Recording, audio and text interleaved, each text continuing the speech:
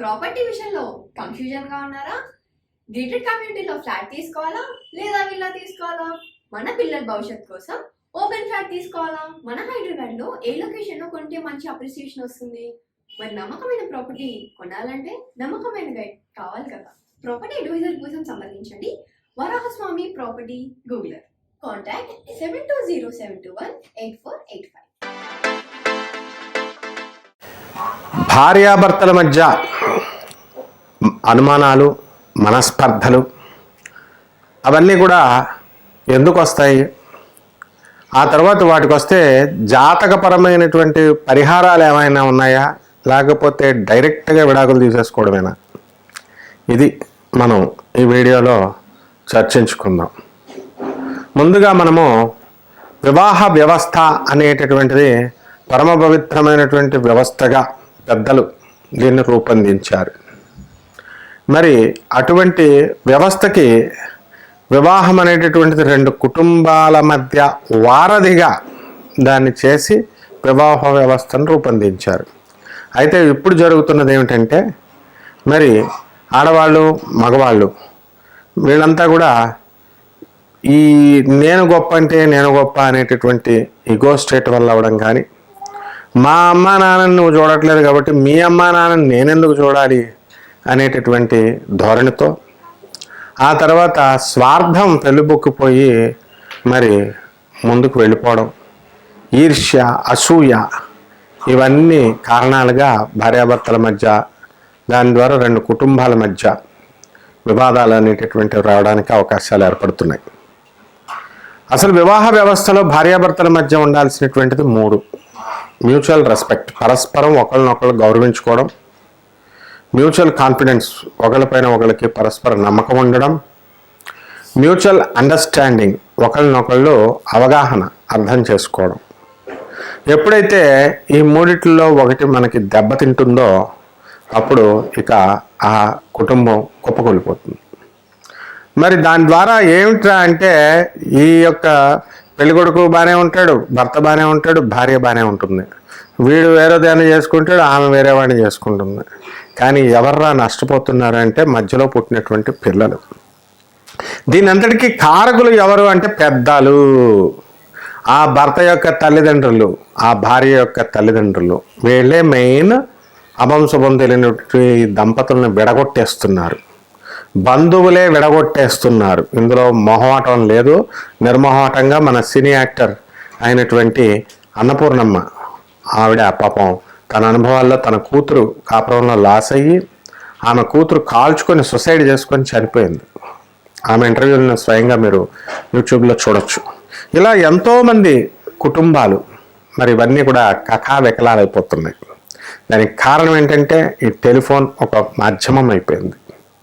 ఈ ఫోన్ల ద్వారా వీళ్ళంతా కూడా ఎప్పటికప్పుడు మరి మీ నాన్నగారు ఏం చేస్తున్నారు, మీ అమ్మగారు ఏం చేస్తున్నారు అని చెప్పేసి వీళ్ళు ఫోన్లు మాట్లాడుకోవడం.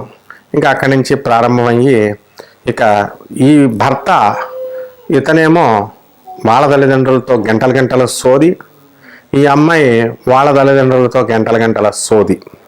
ఈ సోది విషయాలు కామన్ మ్యాటర్స్ ఏమన్నా ఉంటాయంటే, భర్త పైన చాడీలు భార్య చెప్పడం, భార్య పైన చాడీలు భర్త చెప్పడం. ఈ తల్లిదండ్రులు వార్ధక్యంలో వచ్చిన తర్వాత కృష్ణారామ అని అనుకోకుండా వీళ్ళు ఉచిత సలహాలు ఇవ్వడం, తమ 30 సంవత్సరాల 40 సంవత్సరాల అనుభవాన్ని అంతటిని పిల్లల్ని, అరే ఎలా ఉండరా, మీ ఆవిడ్ని ఎలా చూడరా, మీ ఆవిడ్ని ఎలా చూసుకో, అలా చూసుకో అని చెప్పి మంచిగా చెప్పకుండా వాళ్ళని అక్కల్ని ఇలా చూడు, చెల్లెల్ని ఇలా చూడు అని ఆడబడుచులు, మెయిన్గా కాపరాలు విడదీసేసేది ఆడబడుచులే, భర్త చెల్లెళ్ళు, ఈ యొక్క భర్త అక్కలు. అసలు వీళ్ళకి వివాహం అయిపోయిన తర్వాత వేరే కుటుంబాలకు వెళ్ళిపోయిన తర్వాత వీళ్ళకి ఏం అవసరం? అసలు వీళ్ళ కాపరాల్లోకి రావాల్సినటువంటి అవసరం ఏంటి? మార్వాడి సాంప్రదాయం చాలా మంచిది. మార్వాడీలు వివాహం చేసిన తర్వాత వాళ్ళ ఆడపిల్ల చనిపోయింది అని చెప్పి వదిలేస్తారు. అంటే ఇంకా వాళ్ళ కాపురాల్లో ఆ అమ్మాయి తన తల్లిదండ్రులకి కంప్లైంట్లు, భర్త మీద అత్తమామల మీద కంప్లైంట్లు చెప్దామంటే వాళ్ళు వినరు. మార్వాడి తల్లిదండ్రులు, ఆడపిల్ల తల్లిదండ్రులు, చనిపోయావు, నీ సంబంధం లేదు, నేను తంతడా మీ ఆయన, లేకపోతే మీ అమ్మ మీ అత్త వాళ్ళు ఏం చేసుకుంటారో చేసుకోండి, అది మీ కుటుంబం, నీకు మా కుటుంబంతో సంబంధం లేదు అని చెప్పేసి చక్కగా వాళ్ళు నిష్కర్షగా ఉండబట్టే మారవాడి కుటుంబ వ్యవస్థలో డైవర్సీలు అనేటటువంటివి తక్కువగా ఉన్నాయి. డైవర్సులు అనేటటువంటివి మరి అత్యధికంగా డైవర్సులు ఏ రాష్ట్రాల్లో ఉందా అంటే మన తెలుగు రాష్ట్రాల్లోనే అన్నమాట. అమ్మ అతి గారాభంగా పిల్లల్ని పెంచడం, వాళ్ళకి పనులు చెప్పకుండా ఏమండి మా పిల్లలకి వంట రాదండి అని గొప్పగా చెప్పుకోవడం, మరి ఈ విధంగా అక్కడ భర్త కుటుంబం దగ్గరికి వెళ్ళిన తర్వాత అందరితో కలిసి ఉండు అని చెప్పకుండా ఇలా అనేసిందా మీ అత్త, ఇలా అనేసిందా మీ మామ అని చెప్పి ఎగవేయడం. ఈ చిన్నపిల్లలు భార్యాభర్తలేమో పాపం వీళ్ళకి తెలియదు కాబట్టి నిజమే చెప్తున్నారు అనుకొని ఈ ఫాల్స్ ప్రెస్టేజ్కి అవన్నీ కూడా దారి తీయడం. ఈ విధంగా అనేక రకాలుగా అల్లుళ్ళని తన్నేసినటువంటి మామగారులు ఉన్నారు.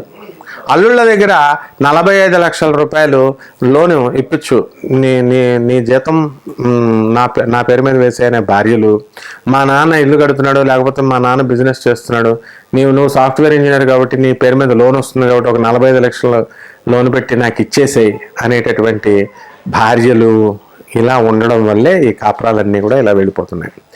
మీరంతా కూడా వివాహం అయిన తర్వాత భార్యాభర్తలు తమ పిల్లల్ని తమ కుటుంబాన్ని వీళ్ళని చూసుకోకుండా అసలు మీకు ఏం పని మీ అక్కలతో మీ చెల్లెలతో అలా మీ అమ్మలతో మీ నాన్నలతో, అలాంటప్పుడు మీరు ఎందుకు వివాహాలు చేసుకోవాలా? ఏం ప్రేమ అంటే ఇదేనా? భర్త సాఫ్ట్వేర్ ఇంజనీర్లను చేసిన తర్వాత తండ్రి చచ్చిపోతే 6 నెలల పాటు రాని కొడుకులను చూశాను నేను. 6 నెలలు ప్లేన్ టికెట్స్ ఎక్కువగా ఉన్నాయి తర్వాత వస్తానని చెప్పి చిన్నప్పటి నుంచి పెంచి పెద్ద చేసిన తల్లిని పలకరించడానికి వాడు రాలేదు. వాడికి దేవుడు ఏం శిక్ష విధించాడో తెలుసా? వాడి బెల్లమాన్ని వదిలేసింది. అంటే తల్లిని రెసిప్రికేషన్ ఉంటుంది. Newton's 3rd law, to every action there is always an equal and opposite reaction. ప్రతి చర్యకి ప్రతి చర్య ఉంటుంది. నువ్వు నీ కోడల పట్ల నువ్వు ఎలా ప్రవర్తిస్తావో నీ కోడలు నీ పట్ల అలాగే ప్రవర్తిస్తుంది. కాబట్టి సమతుల్యతను పాటిస్తూ మీరందరూ కూడా కాపురాలు చేసుకుంటే మంచిగా ఉంటాయి. మీకు ఏం పని అసలు బయట వాళ్ళతో ఫోన్లు? ఈ గేటెడ్ కమ్యూనిటీస్ వచ్చిన తర్వాత బాగా భ్రష్టు పట్టిపోయినాయి సంసారాలు. ఎందుకంటే ఎదురింటి వాళ్ళు ఏమిటి మీ అత్తగారు ఇంకా ఉందా, జాయింట్ ఫ్యామిలీయా, మీ అత్తగారు మీ మామగారు మీతో పాటే ఉంటారా, నేను చూడు సపరేట్గా ఉంటున్నాం, మా అత్తగారు మా వాళ్ళు రారని బాగా ఉండి కాపురాలని అత్త మామల్ని బాగా చూసుకునేటటువంటి కోడలను కూడా చెడగొట్టుతున్నారనమాట ఎదురింటోళ్ళు పక్కింటోళ్ళు. సో ఈ అమ్మలక్కలంతా కూడా ఒక చోట చేరి మరి చక్కగా కన్స్ట్రక్టివ్ స్టెప్స్, దేశానికి పనికొచ్చే పనులు చేయరు, పేదవాళ్ళకి రూపాయి ఎవరు, పేదవాళ్ళకి పనికొచ్చే పనుల గురించి ఆలోచించరు, వీళ్ళ సంసారాలు వీళ్ళ చేసుకోరు, వీళ్ళ సంసారాలు ఎదురు సంసారాలు పోతే పోని వాళ్ళని కలుపుదామా అనే ఆలోచన ఉండదు. వీళ్ళ సంసారాలు వీళ్ళే నాశనం చేసుకుంటారు. కాబట్టి ప్రతి దానికి కూడా వినేటటువంటి గుణం ఉండాలి. మేమే గొప్ప, అంతా మాకే తెలుసు, మా కాపురాలు మాకు తెలుసు అని చెప్పి బిల్డప్లు ఇస్తే లాస్ట్కి ఏమవుతుందంటే అధోగతే అవుతుంది. కాబట్టే మనకి పూజలు, వ్రతాలు, తర్వాత పెద్దలు, ఆచారాలు, వ్యవహారాలు అనేటటువంటి పెద్ద మనుషులు పెట్టారు. మీరు లవ్ మ్యారేజీలు చేసేసుకొని నీకు ఉద్యోగం లేదు, ఆ పిల్లకి ఉద్యోగం లేదు, నీకు 16 ఏళ్ళు లేవు, వాడికి 16 ఏళ్ళు లేవు, మీ నాన్నలు ఇచ్చిన డబ్బులతో కూల్ డ్రింకులు తాగుతారు, బిర్యానీలు తినేస్తారు హోటళ్ళ మీద పడి. మరి పాల బిల్లు ఎవరు కడతారు? పెళ్ళైన తర్వాత కరెంటు బిల్లు ఎవరు కడతారు? Where is the practicality? డబ్బు ఎక్కువైపోయిన సాఫ్ట్వేర్ ఇంజనీర్లకేమో వీళ్ళకి తల్లి అత్త మామలను చూడరు, తల్లిదండ్రులను చూడరు, పెద్దలు ఎందుకు గౌరవం లేదు, అంతా మాకే తెలిసి వెళ్ళి బోర్లా పడతారు. ఇప్పుడున్నటువంటి కోర్టుల్లో కేసుల్లో అధిక శాతం భార్యాభర్తల గొడవల్లో ఉన్నటువంటి కేసులు సాఫ్ట్వేర్ ఇంజనీర్లు నెంబర్ 1 పొజిషన్లో ఉన్నారు.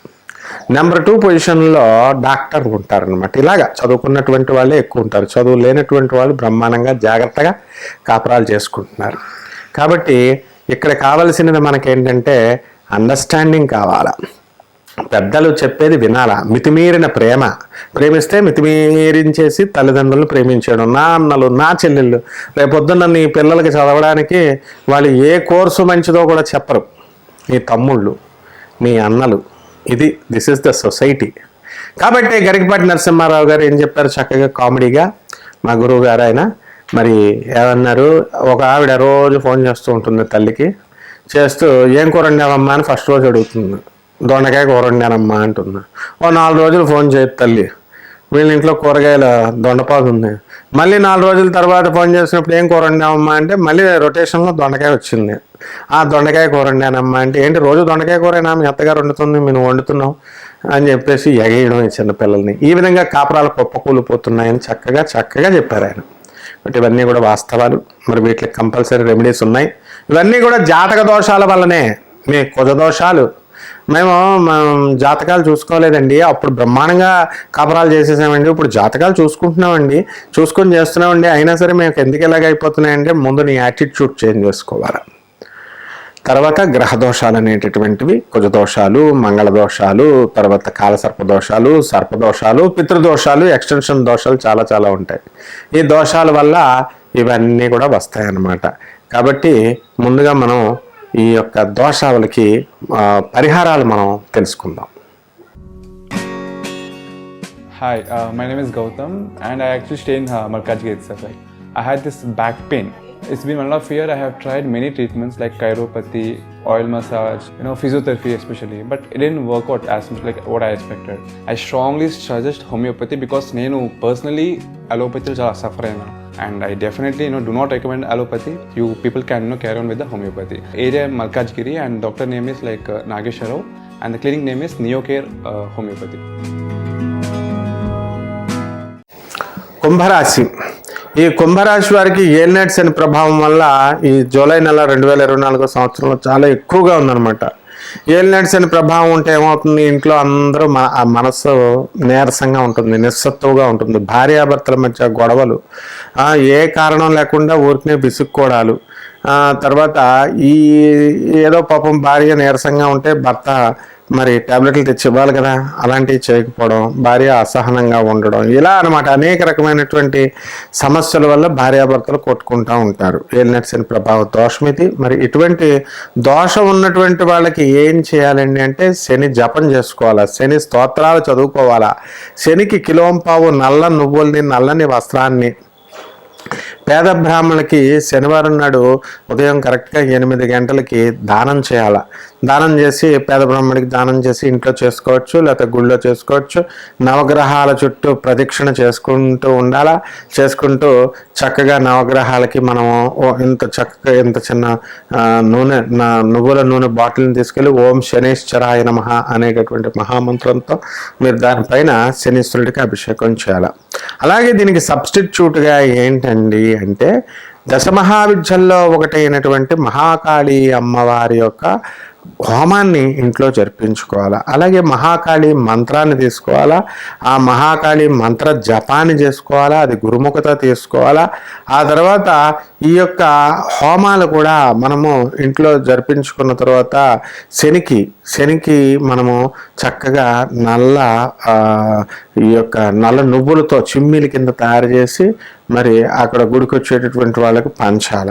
అలాగే చిమ్మిల్ని కొంచెం తీసుకొని నాగేంద్రుడికి లేకపోతే సుబ్రహ్మణ్యేశ్వర స్వామి వారికి మనం అర్పించి కొంచెం పుట్టలో మనం వేయడము ఇలా చేయాలన్నమాట. అలాగే ఈ యొక్క జమ్మి చెట్టు దగ్గరికి వెళ్ళి ప్రతిరోజు కూడా 21 సార్లు చొప్పున 21 రౌండ్లు తిరుగుతూ ఉండాలి. ఈ విధంగా కనుక మీరు ప్రదక్షిణలు చేస్తే శనీశ్వరుడికి బ్రహ్మాండంగా మీ యొక్క సకల దోషాలు పోయి భార్యాభర్తల మధ్య ఈ యొక్క ఉద్రిక్తత తగ్గిపోతుందన్నమాట. అంటే ఏ కారణాలు ఉండవు. మళ్ళీ వెనక్కి తిరిగి చూసుకుంటే మనం ఎందుకు కొట్టుకున్నామంటే ఏం కారణాలు ఉండవు అన్నమాట. కాబట్టి ఇదంతా కూడా గ్రహదోషం యొక్క ప్రభావము. దీనివల్ల మరి నల్లగా ఉండేటటువంటి వ్యక్తులు ఎవరైనా సరే మీ లైఫ్లో కనుక ఈ నెలలో ప్రవేశిస్తే వాళ్ళు శని అనమాట. అంటే ఖచ్చితంగా వాళ్ళ వల్ల మీకు గొడవలు వస్తాయి. అందువలన అటువంటి వ్యక్తులకు కొంచెం దూరంగా ఉండడం. అంటే మనస్తత్వాన్ని గమనించండి, నల్లగా ఉన్న ప్రతి ఒక్కళ్ళు అని కాదు. అంటే థర్డ్ పర్సన్ ఇంటర్వెన్షన్ వల్ల మీకు గొడవలు రావడానికి అవకాశాలు ఉంటాయి. కాబట్టి అలాగే మీ క్రింద పనిచేస్తున్నటువంటి మీ ఇంట్లో పని మనుషులు అనివ్వండి, క్రింద స్థాయి ఉన్నటువంటి వాళ్ళు పని వాళ్ళ వల్ల గొడవలు, భార్యాభర్తల మధ్య గొడవలు రావడానికి అవకాశాలు ఉంటాయి. కాబట్టి జాగ్రత్తగా మీరు ఈ యొక్క శనివారం నాడు ఆంజనేయ స్వామి వారికి కానీ శ్రీ వెంకటేశ్వర స్వామి వారికి కానీ పూజలు చేసుకోవడం ద్వారా మీ భార్యాభర్తల మధ్య ఉన్నటువంటి మనస్పర్ధలు అంతరించిపోయి సుఖంగా జీవిస్తారు. ఈ నెలలో శుభమస్తు.